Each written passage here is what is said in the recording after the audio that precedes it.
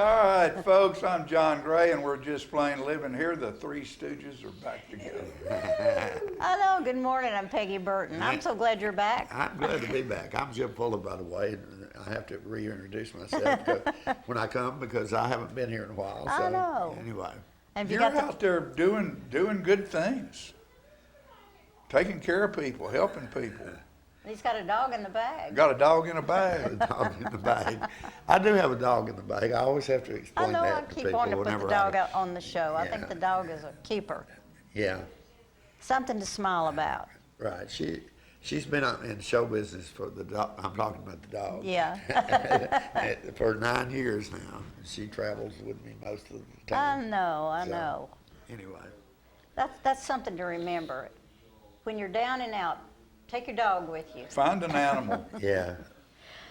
My dad, I've said it before, was a tough guy, but he always said, you want to live a good life, pay attention to animals and young children, and Yeah. you'll be just fine. Yeah. I believe That's that. good advice. That's very good advice. They'll Good keep advice. you straight. Right. That's good advice. Friends of mine, Marcia's girls, as you know, came to swim this Saturday, and Kara brought a dog with her, and it's a new dog. And I thought, oh gosh, another dog. But anyway, I learned to love that dog. That was one of the smartest dogs I ever saw. He could fetch, he would go, he would stand, he would do anything she said. I thought he was amazing. I bet Mr. Tony probably had something to do with that. Possibly. I think they found him. Good for them. Rescue. He was rescued. We have a rescue cat living in our house now, Miss Dottie. Aren't you lucky? Don't you love a cat? Oh, yeah. Well, I don't know. I've never I had a love cat cats because before. they're so independent. You can't tell them what to do, and they're not going to follow your command. No, No, they're Fran's, not. No, they're not. Fran's trying to get her to do something, and I said, Fran, Get it? it doesn't work that way, No. honey. I said, that cat's just like my buddy Jim Fuller. That cat will be right there, and he'll turn your head and turn And the back, and cat's it in another- disappears. It's gone. The cat might be up at the Fuller top. can do that, just like a cat. I know. You look for Fuller, and he's got his And head he's sticking around, disappeared. looking out of another door over here somewhere. Well, John, I've done multiple things. You know, I always had multiple issues. I know. And I try to have to be efficient. Fuller You smoked. have to be Fuller efficient. still smokes a little bit, not like he did. But you'd turn around and there'd be nothing but a puff of smoke. Before it'd be gone. On to the next. I've had enough of you. I got something else I go deal with. No, that's not really what it is. Like a You're genie. dismissed. Yeah. Like a genie with a magic. And that's what a cat does. All right, I'm tired of you. You're dismissed. Right. That's right. And John and I never liked to be dismissed. None of us do. We've been dismissed a But we whole have lot. been dismissed a Our lot. life. Yes. You can always see it coming. Right. Exactly. What's funny is if you're working with someone who likes to do that and it gives them power, you know, to right in the middle of something, they'll just look at you and go, well, I'm sorry, this is all the I'm time gone. I have for you. Yeah. I've got to go so and so. And if you figure that out and then you get to know them just a little bit, then right before they do that, you can do it to them. And boy, it upsets them because they don't understand. So, it's one of life's fun games that you get to play. Right. Yeah. Yeah. So Peggy texted me last night and let me know something that is very very sad to me, very shocking. Although she's been sick in different ways for quite a while. Ruth Collins passed away. I know. I have such fond memories of Ruth. I can't help but smile when I think about her. 'Cause She's hilarious. She loved the theater. She loved music. She was basically a happy person, and I'm going to relate this to you because this is sort of what she was like. She's been in NHC for some time, and I called her last week, and I asked her how she was, and she said, "Oh, Peggy, I'm great. And how are you?" You know, no thought of how she was, but Yeah. mainly, how are you? And we shared a lot of good times. Well, I miss her. I went and visited her. Probably you never go enough. Oh, no. But quite a bit, and yeah, she was always so happy and to see you, and you know she'd talk a little bit about infirmities and, or what, that's not the right word, is it? Is it? That's Might good be. enough. Could be. But just a little bit, and then she was on to something He's else. on to something else, right? Very bright lady, and very, very, if you weren't around Ruth, there's no way you could ever understand the brilliance Oh, yeah, of Ruth she was Collins. brilliant. Uh-huh. She was a brilliant lady. I wrote this was something I wrote for Ruth back in 2019. She's the best, there's no contest. She walks a higher plane. She's strong, smart, has a big heart, and even bigger brain. With string and bow, a master's hand. The educator shares so much. A PhD who operates with a firm grip, but a gentle touch. Never stands on unearned laurels, is sometimes underrated. That's a shame. She's not to blame. She's just complicated. But for me, it's easy to see what incubates inside by the smile that lights her face and the twinkle in her eye. A muse dances on her shoulder. She has a poet's soul, but without spending time with her, you might never know. Her life has been a show she starred on every stage. And now in this last act, I've got one more thing to say. She's my friend. She let me in. So with all that I know that's truth, I love Ruth. I do too. You know, Ruth, we'll miss you, baby. Guaranteed. Because she was one of the good ones, and she never took that higher ground. And I was doing something for her recently, and I went by to see Sam Krim. And Sam was going to frame something for me that she wanted framed, and I was telling him who it was for, and he said, you know, Ruth helped me in a way that no one could ever help me. And he said, I was trying to get my pilot's license, and I was taking all this stuff, and I was reading all the material, and I couldn't pass the test. And I went to Ruth because she was a doctor, and she was teaching at MTSU Yeah. at that time. And I asked her to help me, and she taught me without any judgment how to read information and get the right information out of it, and how to write something that would be suitable for these people to show that you knew, you know, what you were talking about. And he yeah. said, I'd never had anyone in school take the time with me to make me understand really what the whole thought process was about. Yeah. And he said, I can accredit her for me having a pilot's license right now and been flying for over 50 years, Wow.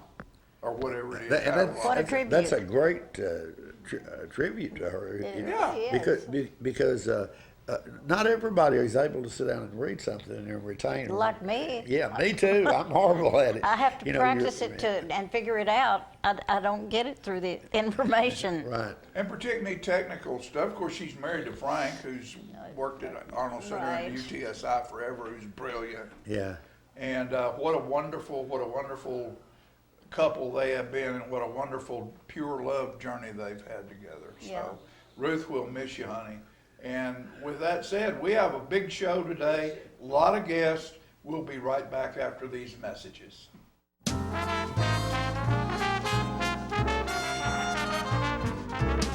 Smoking tobacco accounts for 3 of every 10 fire deaths in the United States. Tullahoma Fire Department. Need you en route to a structure fire, 202 Main Street. Heavy smoke showing. Neighbors advise child trapped inside. Lighters, matches, and associated smoking paraphernalia are the leading cause of preschooler fire deaths.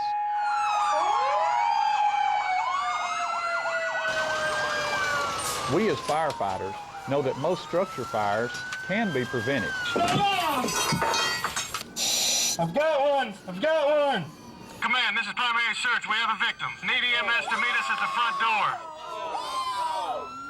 Please help us to give you a fighting chance. This can be prevented. Contact the Tullahoma Fire Department for a free home safety inspection. What's a Tennessee vacation?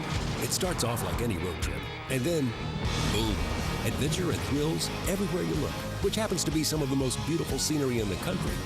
Music here, history there, and all kinds of green in between. Come relax and unwind, or bring the crowd for some stargazing, or stargazing. Whatever you do, come hungry and expect an awesome soundtrack. It's all right here in Tennessee. We're playing your song. For a free vacation guide, visit tnvacation.com. Get your news first, fast, and free with your news leader on 6 every Tuesday, Thursday, and Saturday nights at 6, 8, and 10 p.m. Local weather, sports, community calendar events, and a comprehensive look at the latest news stories and news makers as only a video news broadcast can do. Get it first, fast, and free with News Leader on Channel 6, your local information network.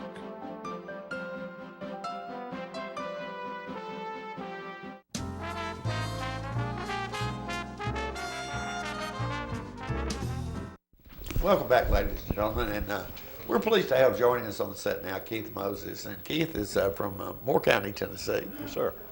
And a couple of things we'll tell you right up front. He's running for mayor of Lynchburg, Metro Moore County.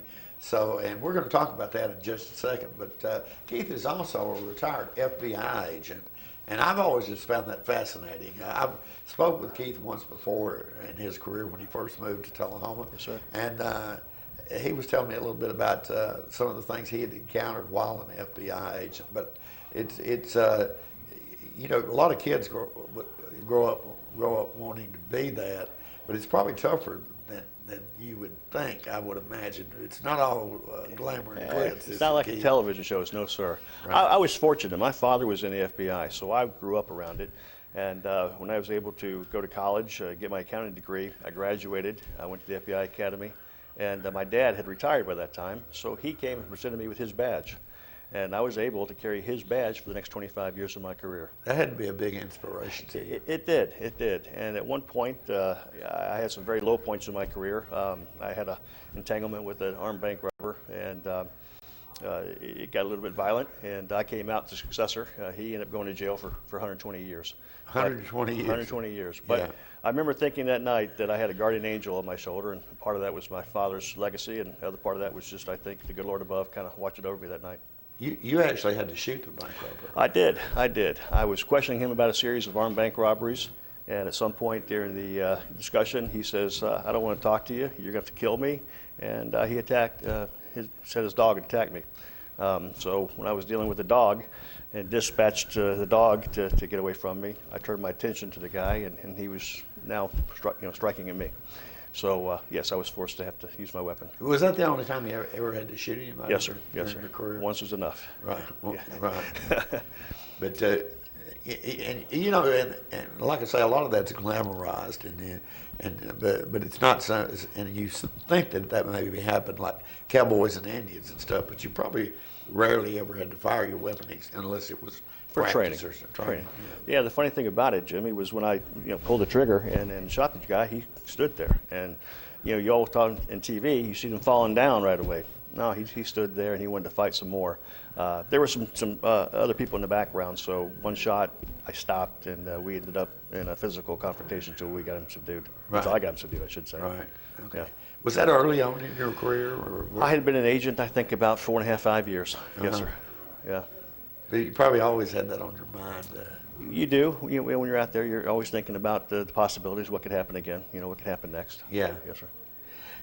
You know, I just wonder, you're venturing now into the political arena I am. as seeking to be mayor of Metro Moore County. Yes, sir. But as an FBI agent, you probably weren't allowed to express your opinions We were politically. apolitical. Right. We didn't have to weigh in any which way. So politics is new for me. I'm not a politician. I'll be honest with you, I'm not a politician. But what happened was last year during a budget meeting, I was on the council at the time, still am. They were going to raise our property taxes by a good 13.5%. Right. I was appalled by that. I thought that was a huge burden that we're placing on taxpayers. I embarked on an education campaign. We were able to get the tax lowered to about 5%. And afterwards, members of the community said, what are you going to do now? Are you going to run for mayor? I thought about it for the summer and prayed about it, and I decided I would give it a dabble. And you believe, I'm sure, that you have the qualifications that Yes, sir. that make you the right choice for When I started out in the FBI, I was pushing a mail cart, and I worked my way up to running the office in Nashville, Tennessee. Yeah. There I had about 200 some odd people under my supervision in that office. I was primary liaison with the Highway Patrol, the TBI, the governor's office, all the state federal agencies. So, I was able to go out and make those relationships and mend relationships and make things happen that was for the benefit of law enforcement. So I have that. I've developed budgets. I've administered the budgets. In times of sequesters, we've had to tighten up our funding. When the government had their shutdowns. So yeah, I've been through that whole process of how do you make a budget, how do you make it work. And that's hugely important in this job, particularly in a small county, as Moore County is. I think Moore County is the smallest county. It is one of the smallest counties, yes, sir. Yeah, right. So, what do you hope to accomplish in your first year? First thing I want to do is try to get the spending under control. I want to take a look at where the money's going and see if we can stop the bleeding. For the past 4 years, we have either spent or we project spending over $1.1 million more than we brought in. That needs to stop. We can't sustain that kind of spending. That would be number one. Number two, obviously on the cable program, is we need to have some reliable high-speed internet in the area. We don't have that. The COVID-19, when we're working from home, education's from home, meeting from home, Right. in our businesses, it became really important that we need to have, readily apparent, that we need to have a high-speed internet that's reliable. I don't have it. Mine is terrible. I live down in the valleys and the hollers, so we don't get that good signals. And the other thing would be increasing our water capacity and our sewage lines need to be repaired. Probably in Moore County, the distillery is the biggest employer. It is. There. So are you looking to expand your tax base or cut spending? Well, we need some growth. There needs to be some growth, but it has to be limited. We're putting in about 74 tiny home property, they call it, that's coming online. They're bringing on a 80-plus room Hilton Hotel online. Those things are going to bring in tourists, which is great, but we don't want to find ourselves being a Pigeon Forge or being a Metro Davidson County. We need to maintain our quaint little home life that we have. We want growth, but we don't want too much growth. It has to be controlled. Right. You were talking about internet. Internet is a huge thing these days. Yes, sir. And I think there's some federal programs, federal priorities that are coming online that will help fix that problem in rural areas. I bet you kind of know your way around the federal bureaucracy and how those things work. A little bit. I was going to dive into the grants and see what's available out there. Yes, sir. Yeah. I do know Duck River embarked upon a campaign a couple of years ago where they brought high-speed fiber into the substations. Now we just need to get it from the substations out to the residents, to the business in the county. Right. And that's Okay. going to require a local provider to do that for us. I think you want to involve other citizens more into the process. Yes, sir. Someone asked me what would I do to involve the citizens in our government, and I would do that by posting our agenda earlier, get it in the newspaper, let people see what's going on. Also, would like to get either a cable television program or a radio station that would air the agenda, Yeah, the sure. meetings. They need to hear what's going on from the council members. They need to hear the decision process that's going on. Right. Tell us real quick, we've got about 30 seconds Yes, sir. left, unfortunately, why you think they should vote for you. Well, I have no hidden agenda. I'm going to do my best of my ability for Moore County, and I think we need to get our spending under control so we can keep our property taxes at a respectable level. Okay, that's important. Jimmy, I appreciate your time. Keith, very much, thank sir. you so much for coming by today, and good luck. Good deal. Thank you very much. We'll be right back, folks, right after these messages.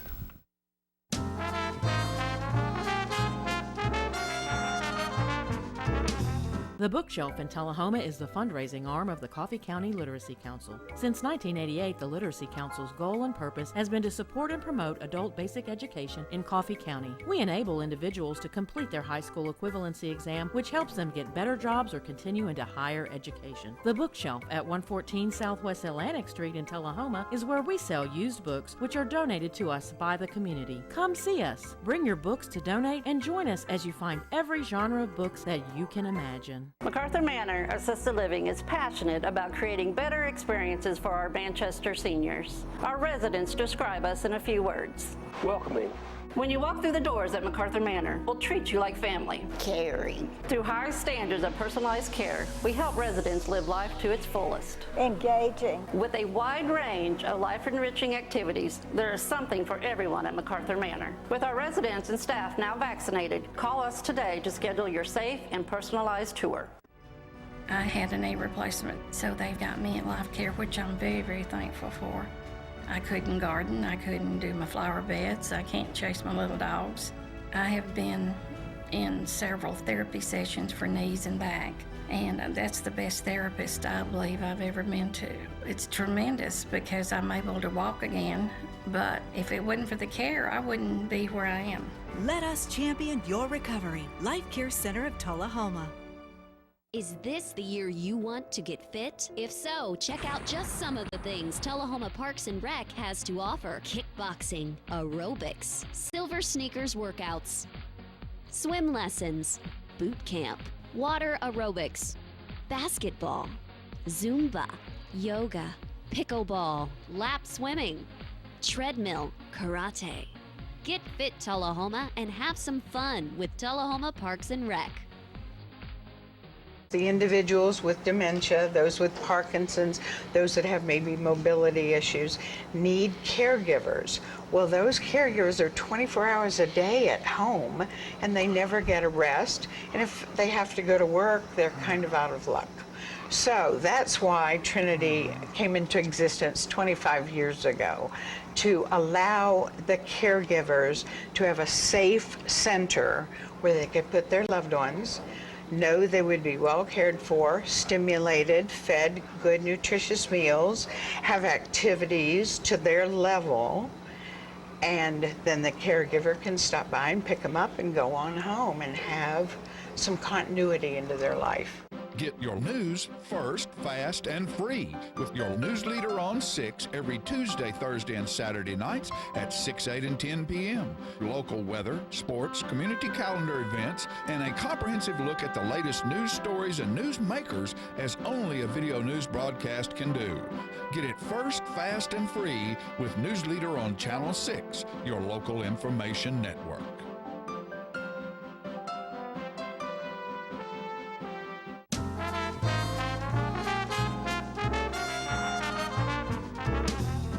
Welcome back. I have two people on the set with me today that I love and appreciate what they're doing. Brenda and Pam, and they're with NAMI, which is National Association of Mental Health. National Alliance on Mental Illness, I but never- that's okay, I never that's can- all right. I never That's can okay. get it right, and That's you okay. just said it, That's but you know okay. I'm old and I don't remember everything. It's all right. And I need some mental health care. I'm right there with you. We so. all do. Honestly, I know you all, let's tell people about your meetings first so they can, because that'll be soon. Well, we just just had had one. We Okay. meet the first Thursday of every month, from 6:30 to 8:30 at the First Presbyterian Church in Manchester. It's 1101 Jackson. It's right by Food Lion. You can't miss it. Right, and it's open to anyone. Do they enter the front door or is It's on the side. On You the park side. on the side and you enter through the sanctuary door. We always have a sign showing where you go in. And it's, as I remember it, when I was there, you welcome caretakers as well as Yes, people it's that open for might caregiv- have right. mental illness, and I think every one of us can benefit. Yes. We may not think we have any problems, but I think almost all of us have faced some issues. Almost everybody is touched by mental illness. Absolutely. Mental illness in some way. They have some family member or And an we aunt all or an get uncle. depressed too. I mean, you know, Sure. everyone gets depressed. If somebody says they've never been depressed, they're not being honest. I know it took me a long time to recognize it. I Mhm. never thought I was depressed. I thought, well, you know, that's just something you have to get through. And But- the difference is we can Pull and they, ourselves and pull they ourselves can't. out of it, They but can't. they It's like- cannot. Like being in Yes. a dark place and then crawling out. My daughter describes it as, it feels like somebody has thrown a big, heavy, wet blanket on her soul. Oh. That's what it feels like when she's depressed. And how sad. Yes, and you can't get that blanket off no matter And- what you do.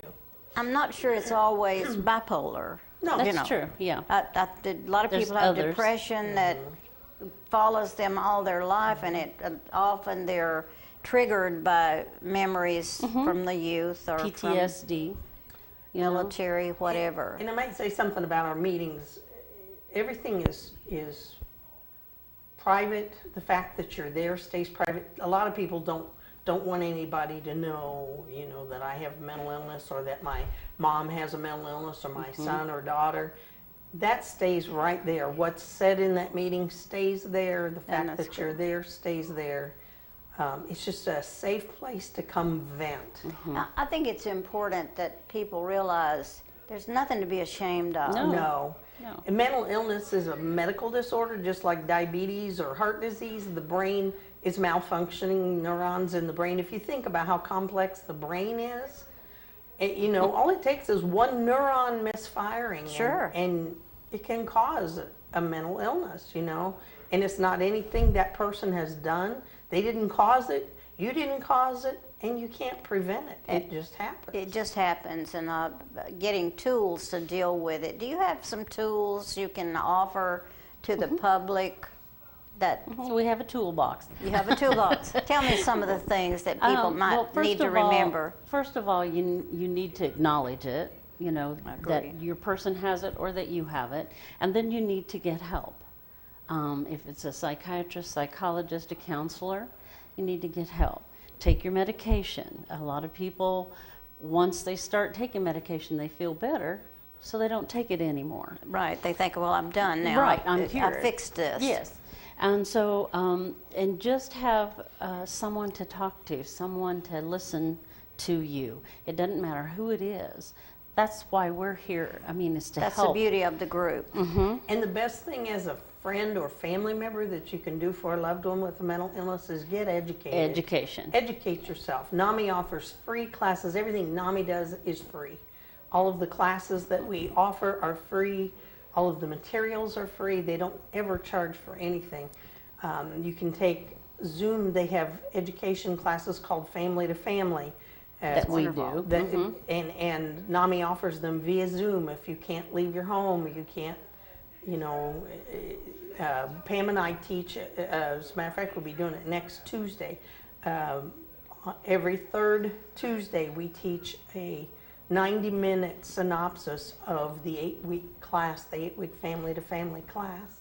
So it's fast. It's a fast class. It's a fast class. We're teaching 8 weeks of material in 90 minutes. It's like reiterating what you did, and right? It just kind of connects, and it just skims over all the subjects. That's good. But it's good for someone to take, and if somebody's interested in taking the class, they need to contact Kyle Sebastian at NAMI, Tennessee, and his email is ksebastian, SEBASTIAN, at NAMITN.org. And you think they could possibly get sure. this, access that email and ask about it? Yes, or go to the Facebook page.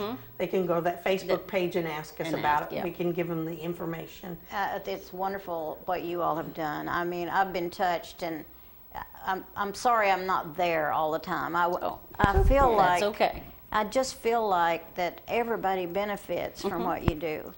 It's not just My daughter has a mental illness, and that's kind of what got us started. I dealt with her for 13 years by myself before I found NAMI. And when I found NAMI, it was like someone opened up the heavens for me, because I got all this information, all these tools, the classes, the education. and it wasn't just you by yourself with one individual. I didn't feel alone anymore. And I felt so hopeless and helpless for so long that... You blamed yourself, and probably. I blamed myself, I did. And so when I found NAMI, it opened up the world to me. And the reason we do what we do is because we don't ever want anyone feeling as hopeless and helpless as I did before I found NAMI. And you weren't the one with the mental illness, and that's why I say that it benefits both Yes, because you learn how to connect with your person. Exactly. How to find out what the triggers are. And then you can connect with your person, you can help your person, or help yourself. Yeah. Just by But finding out. Triggering is an issue that a lot of people find hard to recognize. Yes. But once you do, and you have to, I think, in my heart, I think you have to learn to back off, and if they go into a screaming fit or carrying on, it doesn't help for you to scream and carry The on. most important thing for you to do for your loved one is keep your voice calm, keep your body language calm, because when you scream, it triggers them and it makes matters worse. So, you know, in this class, we teach things to do and not to do. And one of the major things is don't raise your voice. Don't raise your It's voice. hard because inside you're screaming and you want to scream. And you want to, yeah. But you when want to fix it right then. Right, and when you raise your voice, you're making it worse and you're triggering them. So just keep your voice calm and don't talk to them like they're stupid. That happens so much. And it's so easy to do, you It's know. so easy to do, and then their self-confidence goes way down, Right, and right. it's just a very sad situation. It is. That's why we're working with a group, it's called through CIT, it's Crisis Intervention Training, and it's with the police officers, with the jailers. Yeah, I'm with going to people bring like that up. But there's so many issues that happen with the police and people going to jail, and do we have time to touch on that? I don't have a sign. Anyway, go ahead and We're done. Is that what she said? She said we're done. You have to come back, Bus. I'm sorry. We need to talk about that a lot. Okay. We'll do that. You just All let right, us know. I guess we'll be back.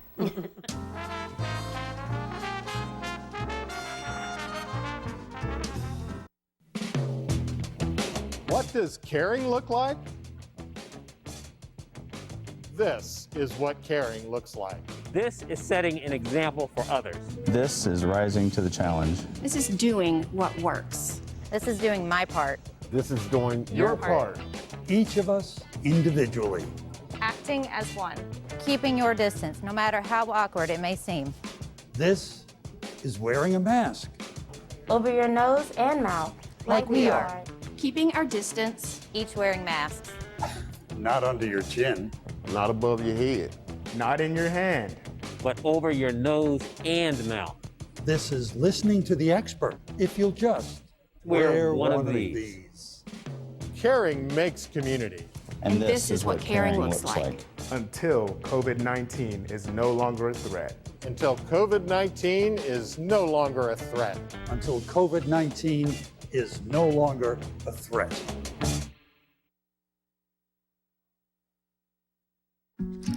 If you want to be a parent, it doesn't matter how you play, what you wear, how you dance,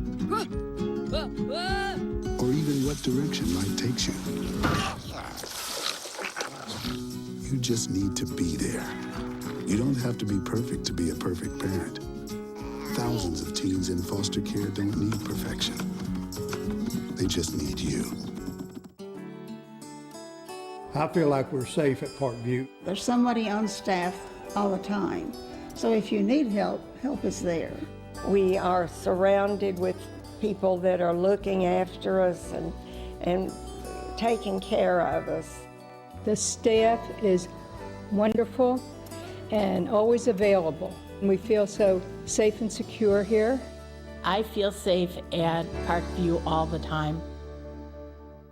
How long has it been since you raced a cheetah?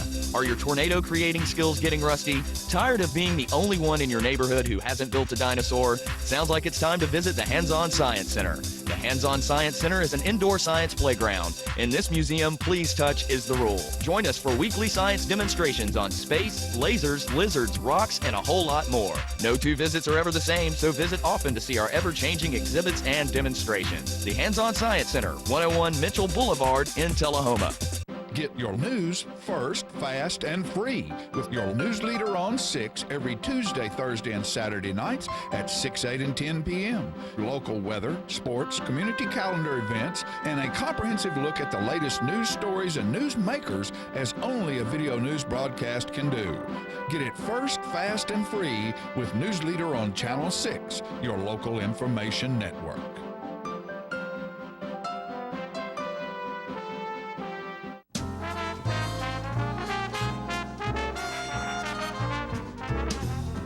All right, ladies and gentlemen, we're back. You know, and for years we've prided ourselves in promoting good things on our television network. And one of the best things that's come along the way in many years is the effort to have Isaiah House. And Laurel Stone is here today with two guests, and I guess that we're going to talk about the fact that Isaiah House has actually come into fruition, right? Oh, yes. We have our ribbon cutting August 10th at 2 o'clock. We don't have the official invitations out yet, but we would love to have the community out there to support us. Where's the location, or is that something you can give? It is in Monteagle, behind Christ Church in Monteagle.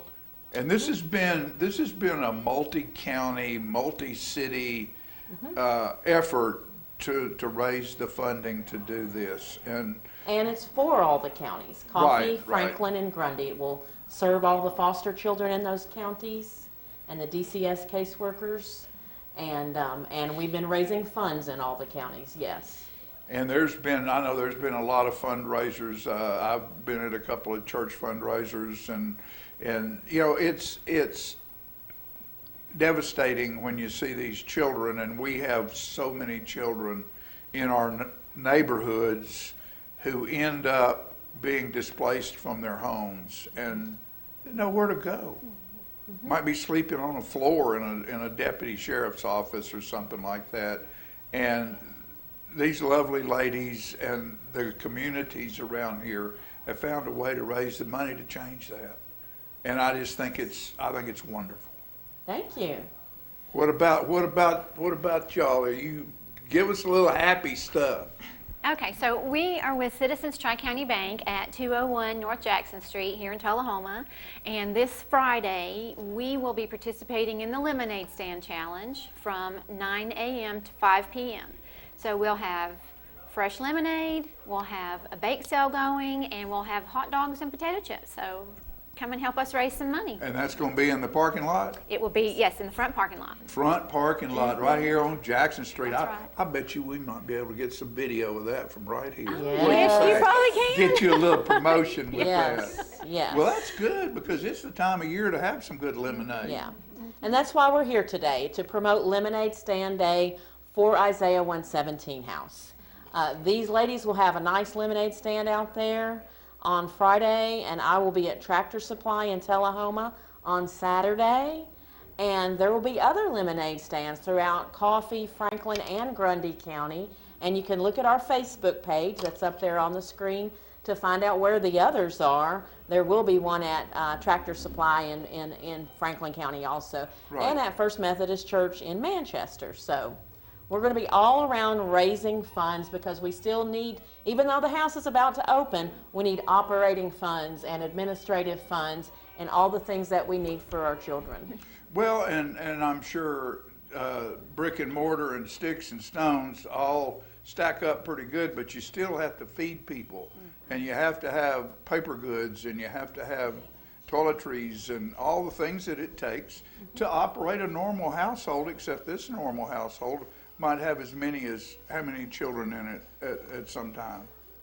Just as much as there might be in a sibling group, you know, maybe 5 to 7 at a time, and it's just for a few days duration until they're put into a foster home. But it is just a transitional place where we can love on these children in this really bad experience they're having in their life. But, you know, you think about it, there's not a whole lot of households with 5 children. Yeah. You know, But most sometimes households there are is. 2 and 3, Yeah. and you have to realize you double what your normal household expenses are as far as food and services and stuff. It takes funding to make this happen in a loving, caring way that everyone behind this wants this to happen for these children Yes. who are going through a devastatingly hard time. Yes. Yeah, they've been removed from their families, their homes, their school, their community. Sometimes their other siblings, sometimes, they try to keep them together. But so we're here to just make that time in their life a little better so it's less traumatic before they go into that foster home. I've asked this question before, but I'm going to ask it again. Are there things that people, other than money, are there things that people can bring that can be used? At one point, I was looking for a foosball table or something like that, where these kids can have some way to entertain themselves other than sitting in the floor or sitting on a couch now and worrying about their future. I know little girls, you might have a dollhouse. Somebody might have a dollhouse they might want to donate. And, stuff like that can be used. We actually have a lot of those larger items. Some Nissan employees bought an Xbox, brand new Xbox, so the teenagers will be able to have a game to play just to kind of escape what's going on. But it's good that you asked, because at Citizens Tri-County Bank it's a drop-off point for your donations, so they can tell you about how they do that every month. So every month we are provided with a needs list from Isaiah House, and so we post that in the lobby, and we have an Isaiah House in the lobby for someone to come in and drop off the monthly needs list, or we'll take anything, food, clothing, games, a monetary donation. And they need to be new. We're not a drop-off point for like a thrift shop, but it needs to be new items for these children who are having a rough time. Okay. And they collect those every month, and I pick them up and take them to the house, and they have been so supportive of Isaiah House from the beginning. So I can't wait to see their lemonade stand and hot dogs and cookies. They're going to do the whole thing. Okay, I'm going to ask the question. Lemonade in the South, just like sweet tea, is a pretty special deal. Whose recipe are you using? Is there somebody's special family recipe that's being used? No, there's no special family recipe, just good old-fashioned country time and lemons. Country time lemonade, okay. I was going to say, I hope you like, and what? Ice. And ice, yeah. I was saying, I hope you like country time, because I'll be serving that too. Okay. Well, we live in the country, and country time's pretty good times. And I want to thank you and your efforts, and you ladies as well, behind this, because there's been a lot of behind-the-scenes work going on for the past 3 years? 3 years. We've done it through COVID, and we're finally open. And we're there. I have a couple more Congratulations. events I just want to push out real quick, and you can find more information about them on our Facebook page. We will have a golf tournament on September 24th at Willowbrook. So please, if you're a golfer, look into that. It's a lot of fun. And then we'll have a fundraiser dinner on November 3rd at Church of Christ at Cedar Lane. We want to have a lot of people out there, learn more about Isaiah House, and eat some good food. And then, of course, the ribbon cutting is August 10th. We'll be advertising that a little bit more, but everything's on our Facebook page. All right. Ladies, thank you so much for your commitment. And you don't think I'm sour enough already? So, somebody bring me some sugar. But yeah, I think my wife's out there waiting to come on the show. Maybe she'll give me some sugar when she comes in here. Yeah, she Folks, will. we'll be right back after these messages.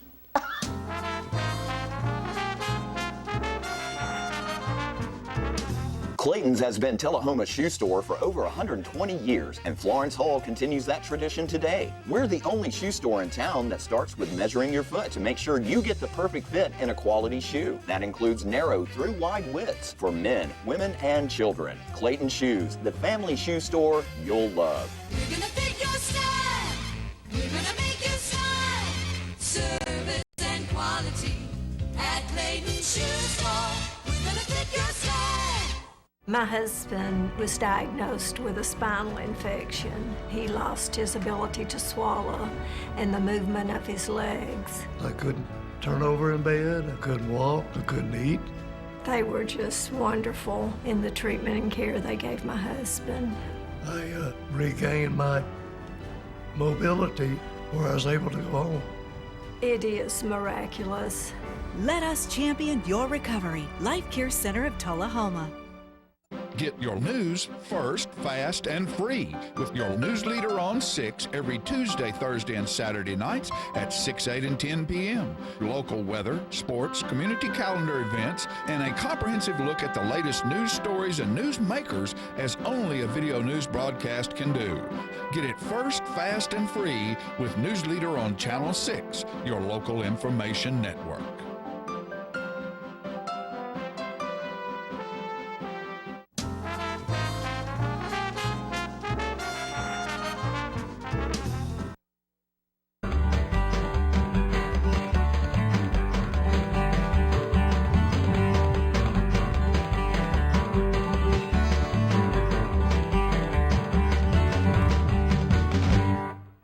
Hello everyone, I'm John Rickman. And this is Pat Welch, and we're here today for segment 35 of the Conversations with John and Pat. It's been so good. It has been good. I've got a song here we've done many years ago, and some of these songs come back from the 70s. And I've gone 1970s. What did I say? 70s. I just want to make sure establish which century. Yeah, that's it. There once was a fellow they called Mr. Clay. He had but 2 clients and they wouldn't pay. He was a lawyer. At last of starvation he grew so afraid that he courted and married a wealthy old maid. At the wedding the lawyer made one big mistake, was not in omitting the wine or the cake. The ring was well chosen, they had a big feast, but the lawyer did not get a warranty deed. He's a very unfortunate, very unfortunate, very unfortunate man. Oh yes, he's a very unfortunate, very unfortunate, very unfortunate man. That night in their chambers the lady arose and began to prepare to retire and repose. Her husband sat near her, admiring her charm that gave him such pleasure to hold in his arms. She went to the washstand to bathe her fair face, thus she destroyed all her beauty and grace. Her trembling husband became very faint when he saw on a towel it was nothing but paint. She went to the mirror to take down her hair. When she had done this, her scalp was plumb bare. She said, "Don't be frightened, when I go to bed, I'll put a sock cap on my head before I get into bed." Little bumble. That was no problem. She hung her false hair on a wall on the peg. Then she proceeded to screw off her leg. Her trembling husband got quite a surprise when she asked if he'd come help pop out her glass eye. Now all you young men who would marry for life, be sure to examine that intended wife. Don't be like the lawyer who trusted his eye and a little bit later got quite a surprise. He's a very unfortunate, very unfortunate, very unfortunate man. Oh yes, he's a very unfortunate, very unfortunate, very unfortunate man. Woo! Lordy mercy. You know those words come slow when you're under strain, trying to remember. Duress. Yeah. But anyway. Where are we headed, John? I'm going to have a hard time with a segue on that. I believe we were going to talk about Wallace Wade today. Yeah, and there is no segue, I don't think. No, we just have to go from probably getting sued by somebody connected with the government and the Disabilities Act. Oh, don't bring it up, Pat. Well, let's go to Wallace Wade.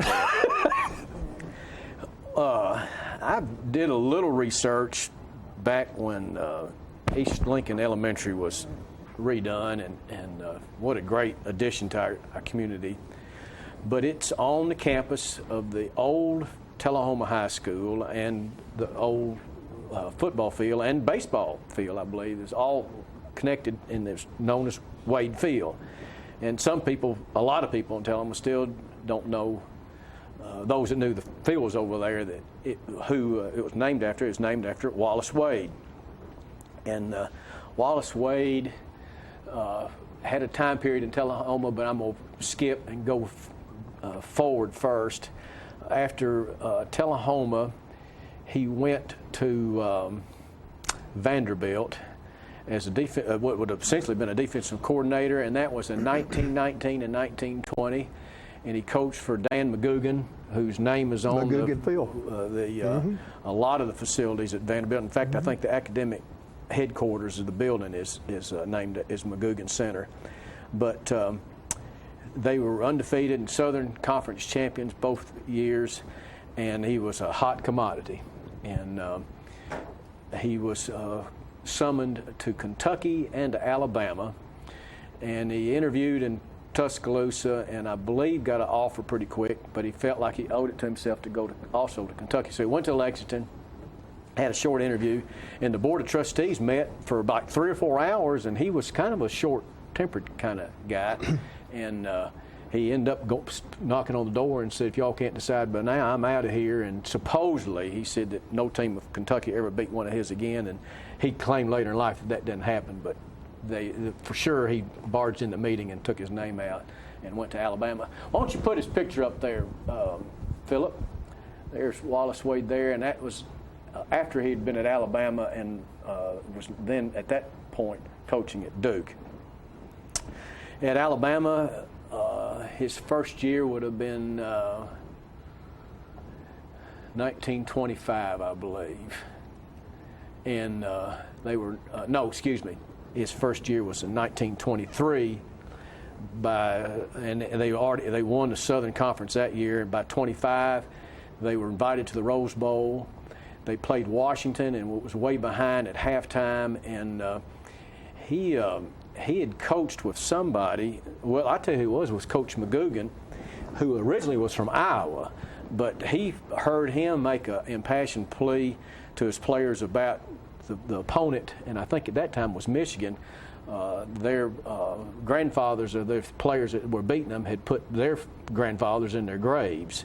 And evidently Wallace Wade borrowed that line, and though he had no idea if any of them had been involved. Stirred up. Yeah, he got them real stirred up. They came back and won 21-20, and that's, by a lot of football historians in the South, is considered the greatest game as far as the South was concerned, because at the time they were really looked down on as being uneducated and inept and incapable of playing with the Midwest Northeastern teams primarily, but this Washington team was really, really good. And then he won the next year. They won the national championship again. In 1930, he won a national championship after he had told the Alabama administration he's probably going to leave because he didn't think Alabama was putting enough emphasis on football. So he went to Duke and never won a national championship there, but he went to Rose Bowl 2 more times. And I believe his 1938 team was undefeated and unscored on, and then played, and I believe it was one of General Neyland's team in a bowl game and got beat, but they played 10 games without being scored on. All right, let's go back then to his Tullahoma roots if we've got time. He originally was from Trenton, Tennessee, Trenton, which is a small town in West Tennessee, and normally the people in Gibson County where that's located pronounce it Trenton. and he went to Trenton Peabody School, which is still there today, and was quite a good player and was a good, did really well in school. And he went to Brown, which was it's an Ivy League school in Rhode Island, I believe, and played on the Rose Bowl team there. And then he went into World War I as a captain in the cavalry. And I'm not sure he was in direct combat or not, but I know he served in the Army at the close of World War I. And when he came back to Trenton, he told his father he wanted to coach, and his father wasn't really excited about that, but there was a private school in Tullahoma, Fitzgerald and Clark, that the city owned the building, there it is, almost looked like a castle. The city built this school with the idea they would lease it to, and several different groups had it. Fitzgerald and Clark had it for 4 or 5 years, and it burned. And when Tullahoma rebuilt, they then started their own public high school. But this was a private school that Wallace Wade came to. Show the gym, Philip. There's the gym, and that did not burn, and it became the Tullahoma High School gym, and then became the East Junior High gym. And that's where I coached in my early years there. There was a lot of successful, great victories earned by John Rickman and that gym right there. We sure hope so. That's right. His first team was in 1919. They won several games, I think about 7 or 8 games. The next year they were undefeated and were declared state champions. That's a picture of the state championship team. 2 of those members there went to Vanderbilt with him, and several of them played at UT. In fact, I believe there was one by last name was Bomar, who was supposed to have been a great player, and I think an ancestor of Mr. Bomar, who was a real successful attorney in Bedford County. Yeah, and we're getting the motion now that and after he left, 2 years had a great impact on Tullahoma. And Wallace Wade in the field, then at the public school when the city rebuilt after the fire, the football field was named Wallace Wade Field. Well, I had a great time researching that when East Lincoln was dedicated, and I've had a great time presenting it today, John. That ends segment 35, but it's not the end of our conversations. John and I've got a lot to go. Thank you.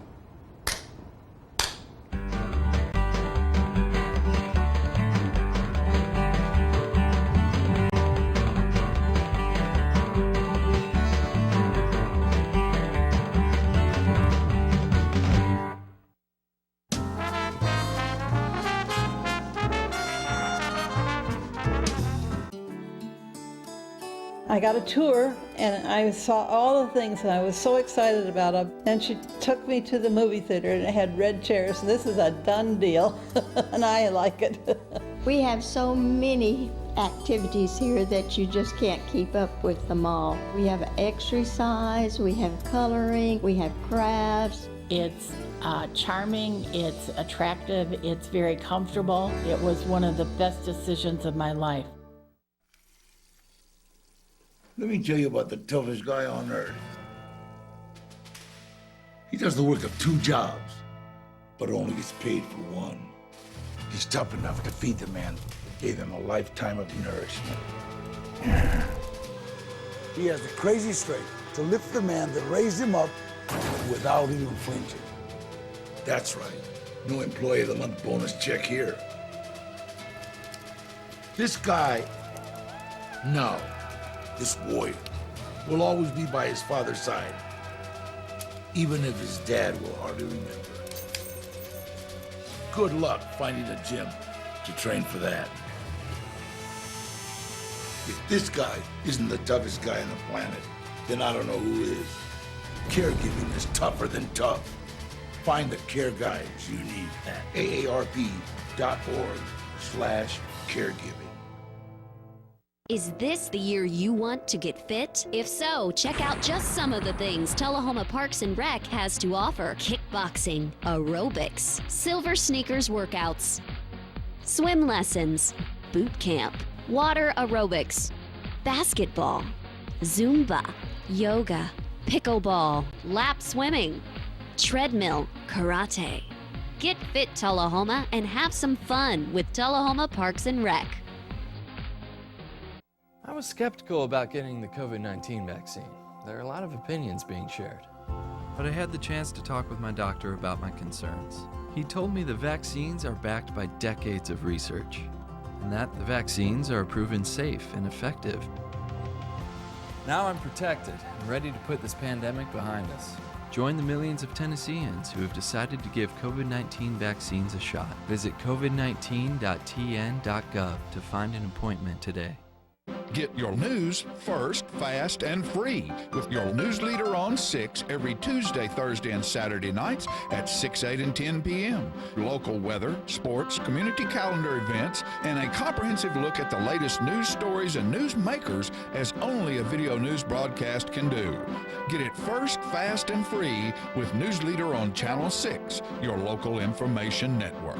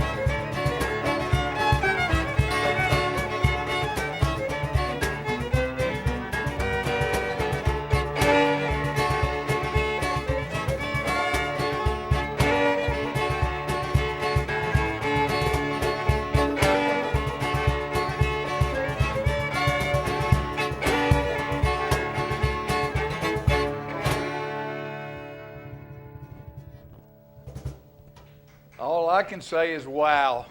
Thank you. Jim Wood and Inge, and introduce your other two Well, we have compadres. More than compadre, our daughter Angela Wood on percussion here, and this is our friend Michael Klug here on banjo. He's going to play a little fiddle for us in a minute as well. Great. And that was Over the Waterfall. Over the Waterfall. Yeah. Very, very good. And this is interesting to me. She's not interesting. Well, she's interesting too. this the way she handles that piece of equipment. Yeah, that's a. I would let her speak, but she doesn't have a mic there. That's a cajon, which is Spanish for box. Right, right. That started possibly in Peru when slaves would. From Africa would bring their music. They played percussion. Anything they could find. Yeah, and so the slave owners took their drums away from them, so they would use boxes that were shipping crates and everything for percussion instruments. So that we believe that's how the cajon got started. Well, and I'm not surprised, but she does that. And I've heard a lot of people play that. She does that a whole lot better than most people I've ever heard. I think so too. You do it very, very. She gets a whole lot of stuff out of that, and a lot of them just sort of tap around on it. This gal's got the goods. Well, she started on that, so yeah, that's a. And she heard a few fiddle tunes before she started playing. You think? Obviously, it's not a traditional instrument of fiddle music, but she's on a crusade to make it a traditional instrument. Where it seems like we're at a crossroad in our music to where a lot of things are blending and weird instruments are finding homes in different genres where they're usually not there. That's a good thing. It is a good thing. I'll tell you something interesting, John. I back in '89, I think it was, I did a State Department tour, and we went to this International Folk Dance Festival. We were there for 16 days in Arequipa, Peru. And so there were folk music bands from everywhere in Latin America except for Chile. And then the United States, and then there was, the outlier was a group from what was then Soviet Georgia. The only group that didn't have a drum with them in their traditional music groups were the Americans. We had banjo, fiddle, and guitar. So I don't know exactly how we missed out on percussion and fiddle music. I think it's a great thing. I love percussion. Later on, Angela's going to play the spoons too, which is, well, you know, when you need to send a signal, and the only way you can get the sound from one place to another is take two pieces of limb and beat on a hollow log. That, you know, you go, wait a minute, that sounds pretty good. Yeah. We can sing to that. Yeah, so I love the percussion stuff. Oh, I do too. I do as well. So we got had the African thing, roots in that, and of course the African roots in the banjo as well. Right, right. So America truly is the melting pot. That is for sure. We have the violin, you know, from Europe, and the guitar from Spain, the violin from Italy, the cajon from Peru, we think, and the banjo, of course, didn't come from Africa directly, but its ancestors came, and then the African people developed it in the Deep South, you know, and before the Civil War. And in America, just like all of the rest of us, and our heritage is the one place in the world where it all blends together. Oh yeah, and it's still changing to this it's still day. changing, I mean, it's certainly. evolving. Yeah. And you know, it amazes me when you listen to old country music and you listen to Bob Wills and people like that. They had orchestras. Oh yes. That you know, they had brass instruments and they had strings and things. Bob Wills is one of my favorites. Old time fiddle music, blues, the pop standards of the day, you know, swing era standards like the big band stuff you're talking about, gospel stuff, some Cajun stuff, other ethnic things from Mexico, you know, polkas and whatnot, country songs. They would cover Hank Williams songs. It was an incredible melding together of all these different. All in one little bus. You know, I love the pictures of them in that old bus that they had. You know, I tell you another thing that's cool about all this stuff is its connection to dance. Yes. Like Tiny Moore was one of my heroes. He played fiddle in Electric Mandolin with Bob Wills. And fortunately, I got to spend an entire week teaching with Tiny at a workshop up in New York about 6 months before he passed away. And he and I just immediately were like two peas in the pod. He's from Port Arthur, Texas originally, but he lived in Sacramento from the 50s on. But he said, you know, the Bob Wills records are, of course, great, and that's what we have. He said, where you really experienced Bob Wills' music fully was when they played for these dances. Right. And, of course, the fiddle music we play is dance music. Sure. And all the way from New England to the Rio Grande, you know, coast to coast, it's like, really, that's really where so much of this is at home. I mean, and we play this music weekly for a dance in Flat Creek. Yeah, that's right. Yeah, so any of you guys out there in TV land, mind join us at the Flat Creek Community Center every Tuesday at 7. We have dance out there. Contra dance. Have a contra dance on the 2nd and 4th Tuesdays with a live band. And then on the 1st and 3rd Tuesdays, it's recorded music, and it's English country dance music, which is kind of somewhat more sedate, but there's still a caller. So there's a caller for all that. You don't have to know anything. If you just except come with to have a good time. That's exactly right. You don't need a partner. That's people. You dance with everybody there in the course of the evening. So you come along if you don't have anybody with you. And Anna Claire Kemp, she can the dance master there. She can teach a tree stomp to dance. So And then fifth Tuesdays, we normally have an extra contra dance. And then on the first and third Tuesdays, any of you pickers out there, come join us. We, across the parking lot in the fellowship hall of the White Creek United Methodist, we have a jam session. So acoustic music. Music. Right. Isn't it wonderful? It's a good thing. It's wonderful. Speaking of that, why don't we play another tune here? I think that'd be great. I'm just sitting. It's like I'm sitting in the middle of heaven right here. Yeah, we'll get. I'll grab my mandolin here, and Michael can play us a little flop-eared mule. Angela's going to grab her spoons. That's a really Wooden cool spoon. thing. Pretty cool. Yeah. Those are called cat paws. All right, y'all ready? Okay. Four taters.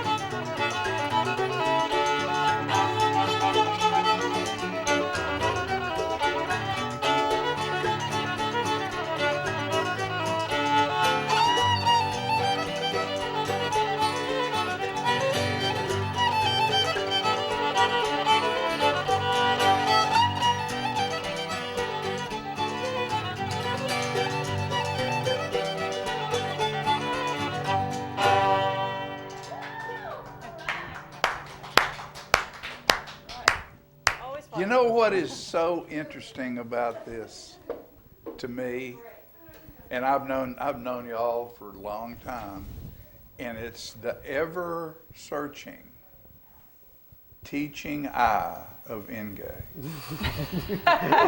Teaching eye. Teaching, or maybe like just trying to figure out which direction to No, go? it just amazes me how she searches each player while the music's going on. And then listens and smiles and listens and gives a look, and it's like coaching during the play of a game. It's kind of like directing traffic, yeah. In a way, You can't help but smile. No, you can't help but smile. But she's also so into what's going on that she's understanding and feeling each individual part of what's happening. And I can tell that the right here between these two is something really special. Rhythm section working together. That's right. Yeah. Huh? The rhythm section working together. Because the melody is always changing subtly. Right. You still have the same main melody, but there are little rhythmical things, and we have to pick up on that. Yes. Yeah, I'm improvising slightly different melodic rhythms. Right. Exactly. Right. So playing around with it. It's like a democracy. It's like, it's a little give and take. A little give and take. Yeah, That's right. That's the way it should be. It's like a democracy. That's right. Yeah, we need a little bit more give and take instead of a bunch of taking in them. But that's a whole other subject. We're not going to bring that into this because this is wonderful right here. We'll just stay right here. What else you have? You have a couple other things you want to talk about. Yeah, one of the reasons we're here is we talking about community music and other things that the community should be concerned about, such as we're going to be playing this coming Monday from 3 to 6:30 at the new Farmers Market here in Tullahoma at the South Jackson Civic Center out there in the parking lot. We did that once in the spring.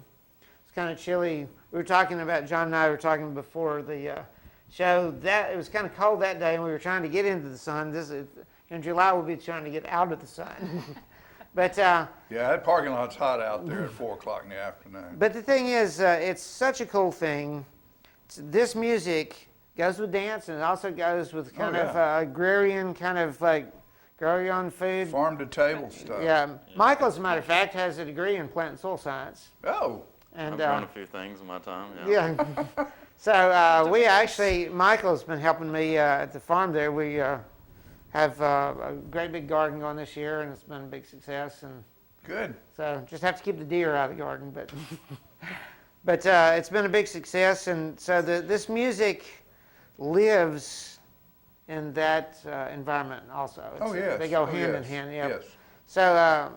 So Gwen Carr is the lady who's helping spearhead the new. I think there had been a farmers market there before, and then there wasn't, and now there is again. So she's the lady helping spearhead things now. And Alderman Dunn, Robin Dunn's very involved in all things good for the society, for the earth. She's our recycle gal. She's the alderman who's taken a lot of the things that are less popular to be put in charge of and turned them into home runs. That's excellent. As far as rain barrels and compost stuff. As a matter of fact, they were set up there. Earth Day. She's taken Earth Day and turned it from nothing into a spectacular event here in Tullahoma. Excellent. And she's to be applauded for that. And she's the one that pushed and pushed and pushed to help get this Monday afternoon garden farmers market at South Jackson. Excellent. So, I haven't met her yet, so hopefully I'll see her. She's a very outstanding, very bright young lady who sort of beats to her own drummer just a little bit, but it's about things that are good for our city and our economy and our atmosphere, our health, our health. Eating good, good she's food. A good girl. Yeah, she's a good girl. Yeah, so come out and join us. 3 o'clock when it starts, and so it's an opportunity to. It's kind of like an old style thing. I can imagine like being in some medieval village or something. Music being played when people come to buy and sell their get their groceries and stuff. sell what they had or trade. Yeah. You know. So it's tomatoes. Do you have any tomatoes? We have 40-something tomato plants. Yeah. But do you have any tomatoes? We've been getting tomatoes in starting recently. But you know, tomatoes have been very late this year. I mean, I go to the farmers market to buy my tomatoes. I tell you, and cucumbers and tomatoes.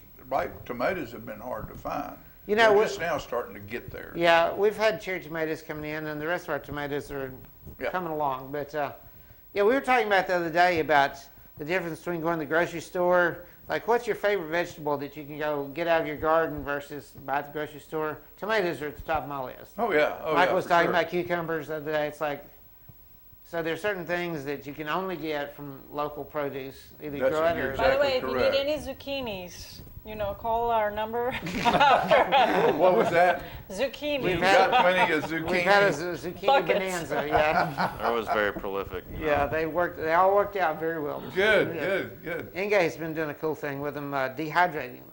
Oh. Slice them up and... I brought some. Good. Yeah. So what is it? Olive oil and pepper? What do you put Olive oil and herb de Provence from like Anita. A chip? A zucchini chip? Yes, and a little bit of, Yeah, it's Himalayan excellent. Salt. It's like a potato chip, but healthy, because it's not fried. Yeah, gotcha. Yeah. I brought some. Good. Yeah, we'll have to fix you up, So, but it takes a whole bunch of zucchini, and you have a little jar of it, but it's filling, because you eat a little jar of it, and you have to realize you're eating like a whole bucket full of zucchini. 5 zucchinis. Take a sip of water, and you... eat that, and you gain 5 pounds when you drink water, All right, and then you're doing something online as far as teaching now actually, as well, aren't you? I've taught private students since I was 17. I'm 57 now, so it's been a big part of what I've done in my career, and it's part of my calling. Not just to make money or whatnot. I really believe in this. So my partner, Mike Smart, and he lives outside of Springfield, Missouri. He's from Middle Tennessee. he grew up playing, his dad plays fiddle, and he grew up playing music, and he's a very accomplished businessman, and he and I have teamed up together to develop the Jim Wood Online Acoustic Music Academy. It's an online service. It's a library of resources for learning. We provide Skype or Zoom lessons for people who don't have an instructor in their area. It's a huge resource. We have over 400 pages, and we're launching this week. We're going to do our first trade show in Atlanta in a couple of weeks. In particular, it's for anybody who's interested in this kind of music, but in particular, we're really going, we're marketing heavily to toward the homeschool crowd. It's because it's not just, here's some tunes you can learn how to play. It's a whole pedagogical system that we're kind of branding this philosophy, the Helix Learning System, where you start out with a basic element. So you learn how to hold the fiddle. So then you learn some of the basic notes, and you try to keep time and play some essential rhythms and that kind of stuff. Then you learn more of the notes, and you learn some scales, and you learn some basic tunes. Try to get those in tune, and by the time you got to that point, you realize, oh, I need to work on my technique more. I need to work on my posture more. So you learn how to hold it again, you know. So it's just revisiting. Yeah, you always, there are these points along the spiral as you move upward. And so, and also a big part of this, as we had when we did the fiddle orchestra, it's designed for people of all levels to be able to play together. Sure.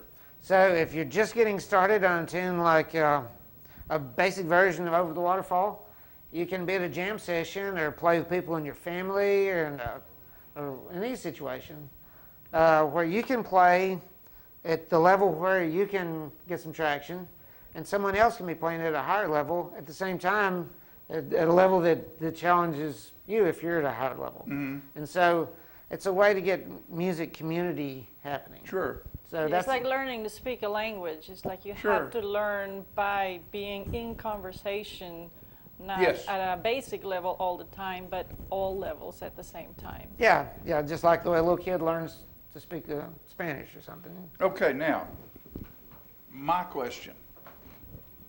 Pedagogical? What was that word? Pedagogical. Pedagogical. Pedagogical. That's the theory of... All right, that's the folks, word of the day. Here's your word for the day, pedagogical. So that pedagogy is the system of organizing educational materials. So, but our system, unlike kind of traditional Western education, it's a linear system. You go to first grade, you go to second grade, you learn this, you learn that, but if you look back in the Middle Ages, they had a system called the quadrivium, where you repeat the material at another level, and so so you keep going through it. You go through, you know, like world history when you're in 4th grade, and you go through it again when you're in 9th grade, and you go through it again when you're in 12th grade. Each time with a higher level of understanding and sophistication and everything. You also say it's an iterative process. Like you can learn Old Joe Clark on the fiddle, 10 years later you're still working on it, but with a completely different understanding. Right, exactly. Yeah. I know. I got you. I got you. We're hung up in our country on getting from one grade to the next, whether you learn the material or not. Right. So you know, it should be. School should be. You move up when you have a grasp of the material. Makes no difference. It's not embarrassing. It makes no difference what age you are when that happens. Yes, I agree completely. And you don't get punish a kid because with a bad grade because they are trying to get this, and when they get this, really get it, that'll be the kid who ends up on the top rung. Versus the kid who gets passed through just because he's learned enough to get passed through. That's a basic philosophy of homeschooling. Yes. It's like you work with the kids at their level at any given point, which may be different from even siblings. Or even different subjects. You might be at a 4th grade level in math and a 7th grade level in English. Sure. And you work with the kids, you know, at whatever level, you know. And then the kids' abilities and interest and loves determine whether they continue on taking in information that they really don't need, or you should focus them into a musician or an artist or a sculptor or something where they use their hands and that gives them joy and they learn. Everybody doesn't need to go to college. Everybody doesn't need to be a doctor. Right. Everybody needs to be happy in their life doing the thing that they love to do. And another thing, that lets them be more successful than any education can ever give them. I tell you another thing along with that, I'd like to add about education and how things are perceived in our society. It's like our society needs to have respect for the mechanic or the garbage man or the doctor. It's like everybody has a role to play. Like it was in Mayberry. Yeah, exactly right. Yeah, everybody needs to have. Everybody needs to have respect for. Yeah, everybody. And we have respect for you and your talent and these lovely people you bring a tote around with you. And we're going to end this show by you playing music, which is what I respect. Excellent. What would you like to play for us, Michael? It's about Sally Good. Sally Good. Sally Good and G. Charlie Good.